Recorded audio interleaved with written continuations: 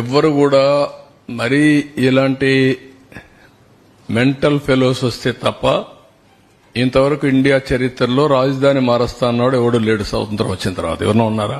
నాకు తెలియదు, మీరు చెప్పాలి. నేను కూడా 45 ఏళ్ళు రాజకీయాల్లో ఉన్నా, at the helm of affairs లో ఉన్నా. నేను ఎవరిని చూడలా.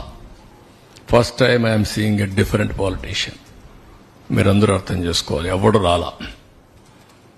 అలాంటి తిక్క వాళ్ళ దగ్గర, పిచ్చోళ్ళ దగ్గర కూడా రాష్ట్రాన్ని కాపాడడానికి ఏం చేయాలో ఆలోచించాలి ఇప్పుడు.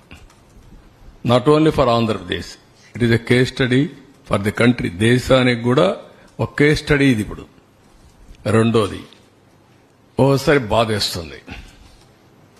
నా ఇంటెన్షన్స్ ఆర్ గుడ్. ఓసారి నా ఇంటెన్షన్స్ ప్రజలు అర్థం చేసుకునేట్టుగా నేను చెప్పలేకపోవడం కూడా నా తప్పు కావచ్చు. లేకపోతే వాళ్ళు కూడా ఓసారి ఎమోషనల్ గా డిస్టర్బ్ కావచ్చు. అల్టిమేట్ గా రిజల్ట్ ఇస్ సేమ్. నేను సఫర్ అయ్యా, రాష్ట్రం సఫర్ అయింది, అందరం సఫర్ అయ్యాం. హైదరాబాద్ కూడా మీరు ఒకసారి చూస్తే, నేను ఆ రోజు 2004లో గాని హైదరాబాద్ లో గాని కంటిన్యూ అంటే ఇంకొక లెవెల్కి వెళ్ళిపోయింది. అది మళ్ళా 10 ఏళ్లు పట్టింది.